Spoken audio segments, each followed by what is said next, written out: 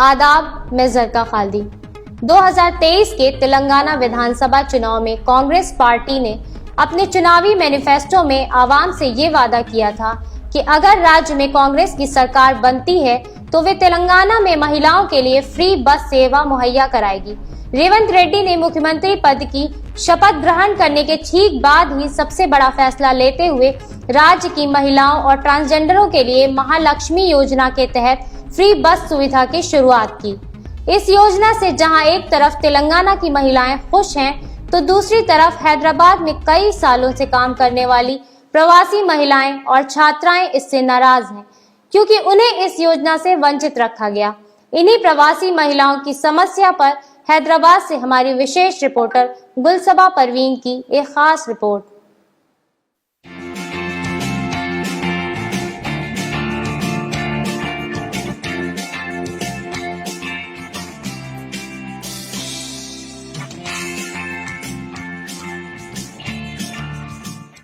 दो 2011 की जनगणना के अनुसार तेलंगाना में कुल प्रवासियों की संख्या 62 लाख है, जिनमें कई लाख महिलाएं हैं जो अलग अलग विश्वविद्यालयों में पढ़ने या दफ्तरों में काम करने के लिए हर दिन निजी एवं सार्वजनिक बसों से सफर तय करती हैं। 2023 के विधानसभा चुनाव में विभिन्न राजनीतिक पार्टियों ने अनेक दावे किए।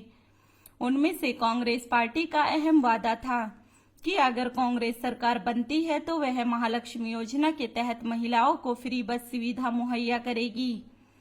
3 दिसंबर 2023 को सत्ता में आने के बाद रेवंत रेड्डी सरकार ने अपने चुनावी दावों को पूरा करते हुए 9 दिसंबर 2023 से महालक्ष्मी योजना के तहत महिलाओं को फ्री बस सुविधा प्रदान करने का ऐलान किया। इस योजना का फायदा खास तौर से तेलंगाना की महिलाओं और ट्रांसजेंडरों को दिया गया है।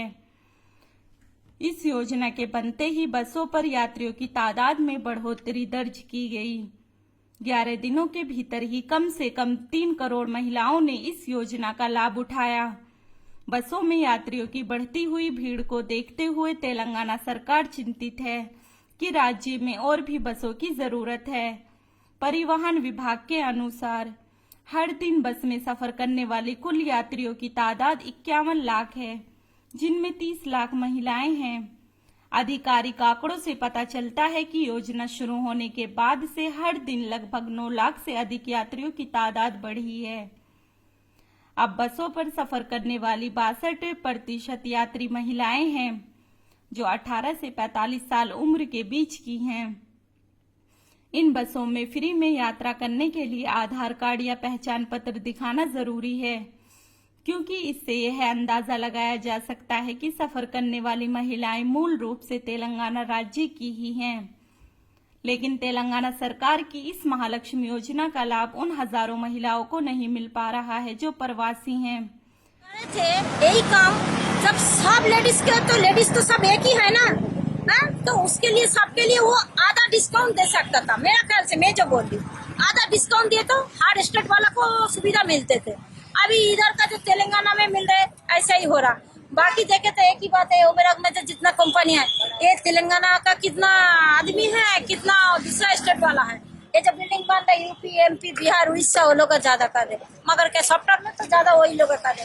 ये तेलंगाना कंपनी वाले कितना आ रहे देखिए आपको। ये बिल्डिंग बनाने के 3 साल हो रहे, उसमें से गिनती करिए कितना, कम से कम 5000 लोग में से बोले तो 3000 से ज्यादा आदमी अदर स्टेट वाला मिलेगा आपको। वो भी फैमिली लेके आके मुश्किल से झोपड़ी डाल के उन्हें बिल्डिंग बना के जाए, तो उसको भी तो देना चाहिए था ना, कुछ तो आधा आधा देना चाहिए था। कुल क्यों देना भाई? ऐसा चीज दो जो सबको बांट ना पाए, तब नहीं दिया तो नहीं दिया सही।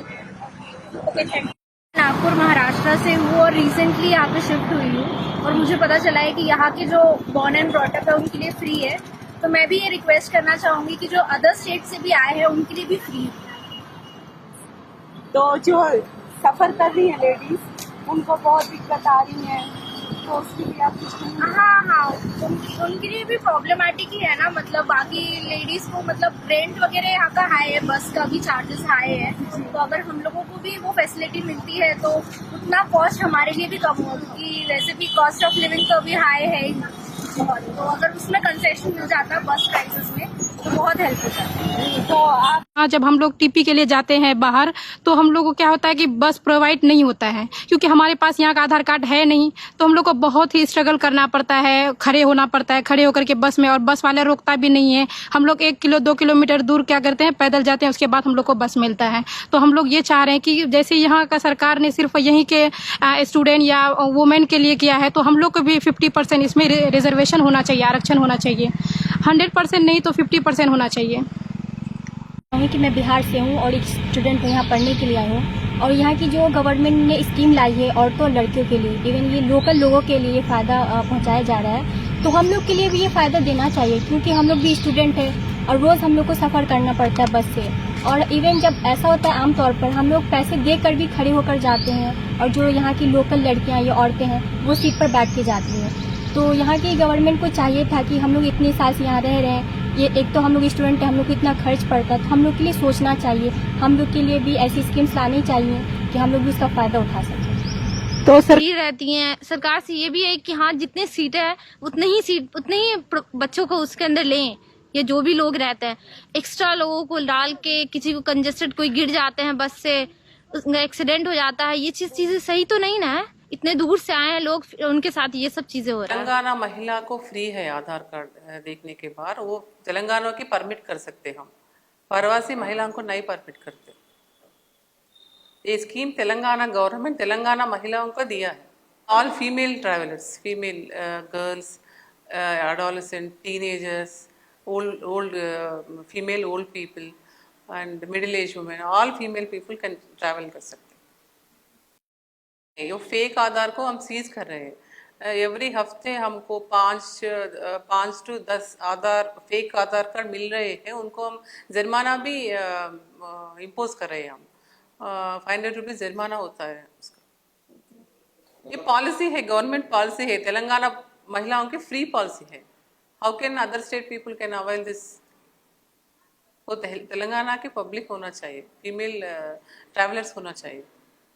मेरी डिवीज़न में 300 में और 279 300 रूट क्या बोल के ऊपर से मेहदीपट्टनम तक, 279 इब्राहीमपट्टनम से जुबली बस स्टेशन तक, 277D इब्राहीमपट्टनम से MGBS तक।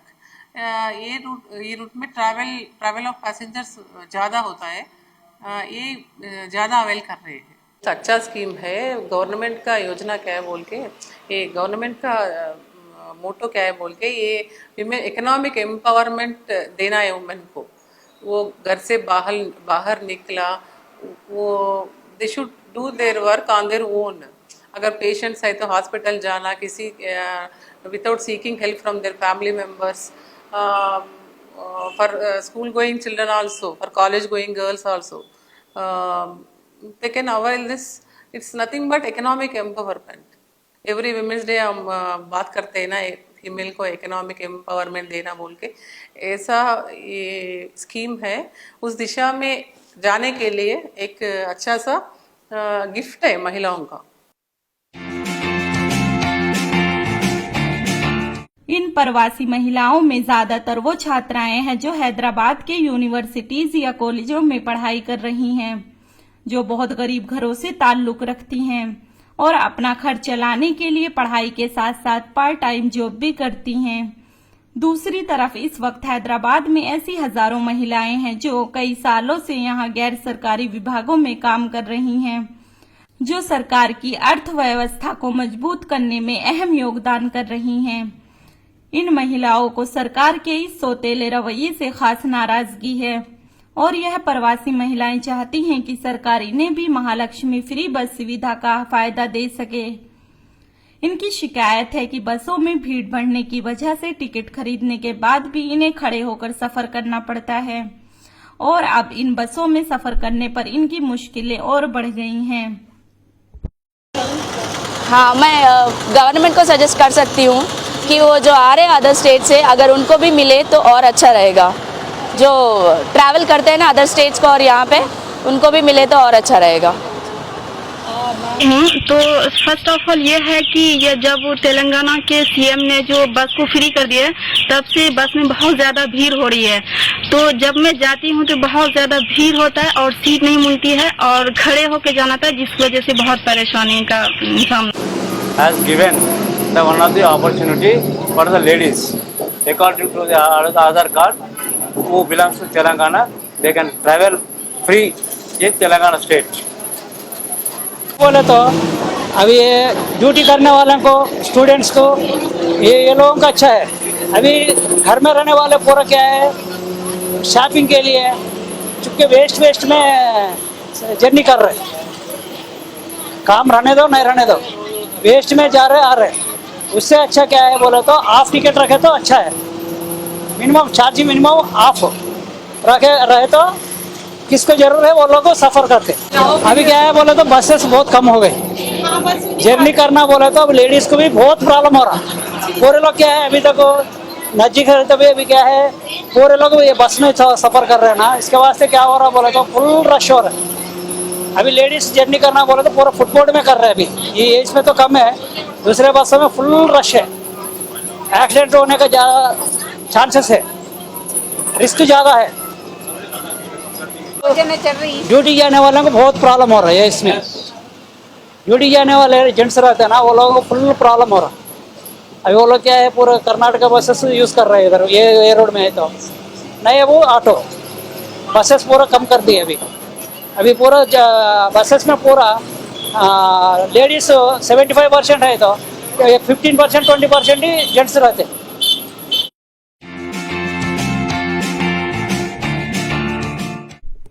2011 की जनगणना के अनुसार तेलंगाना की कुल जनसंख्या 35 करोड़ से अधिक है। तेलंगाना राज्य में आरटीसी की शुरुआत NSRRTD के तहत की गई थी, जिसे हैदराबाद के निजाम ने रेल और सड़क परिवहन विभाग के रूप में 1932 में स्थापित किया था, जिनमें आम लोगों के लिए पब्लिक ट्रांसपोर्ट के तहत कुल 27 बसों को चलाया गया था और इस विभाग में कर्मचारियों की तादाद 166 थी। राज्य में कुल बसों की संख्या 9000 से ज्यादा है, जिनमें 6000 से ज्यादा बसें सरकारी विरासत वाली हैं और शेष 2000 बसें किराए पर ली गई हैं। तेलंगाना राज्य आरटीसी के रीजनल मैनेजर श्रीनिवास राव ने बताया कि ये काम करता हूं और बस ऑपरेशन को कोऑर्डिनेट करता हूं। हैदराबाद में 25 डिपोज और 2800 बसें रात दिन चलती हैं, जहां वीकडेज में तकरीबन 20 लाख यात्री सफर करते हैं। 9 दिसंबर 2023 महालक्ष्मी स्कीम सीएम और ट्रांसपोर्ट मिनिस्टर पूनम प्रभाकर द्वारा शुरू की गई है। ये स्कीम महिलाओं के लिए शुरू की गई ताकि वो आसानी से सफर कर सकें। इस वक्त 12 करोड़ महिलाएं इस स्कीम का लाभ उठा रही हैं, जो आधार कार्ड या गवर्नमेंट की तरफ से दिया गया आईडी कार्ड दिखाकर सफर करती हैं।